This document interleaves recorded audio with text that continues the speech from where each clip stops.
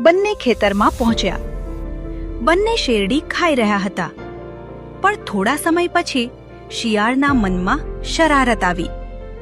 મિત્રો, મને ખાઈ લીધા પછી હુંકારો કરવાની ટેવ છે. હુંકારો? અરે નહીં, ખેતરના માલિક સાંભળી લેશે. પણ શિયાળે વાત ન સાંભળી. તેણે જોરથી હુંકારો કર્યો.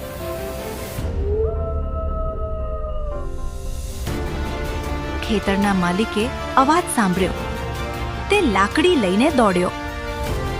શિયાળ તો પલકમાં ભાગી ગયો.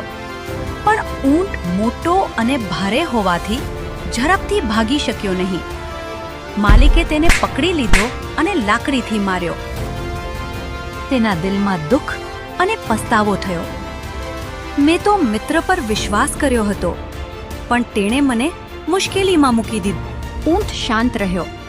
તેણે કંઈ કહ્યું નહીં. પરત જવા માટે શિયાળ તેની પીઠ પર બેસી ગયો. નદીના મધ્યમાં પહોંચતા ઊંટ બોલ્યો, શિયાળ, મને પણ એક ટેવ છે. કઈ ટેવ? મને પાણીમાં લોટા મારવાની ટેવ છે. એટલું કહી ઊંટ અચાનક પાણીમાં બેસી ગયો. છપાક! શિયાળ પાણીમાં પડી ગયો.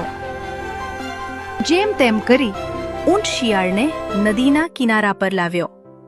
શિયાળ ગુસ્સે થઈને બોલ્યો, આ શું કર્યું? જેમ તને હુંકારો કરવાની ટેવ છે, તેમ મને પાણીમાં લોટા મારવાની ટેવ છે. શિયાળને પોતાની ભૂલ સમજાઈ ગઈ. તે શરમાઈ ગયો.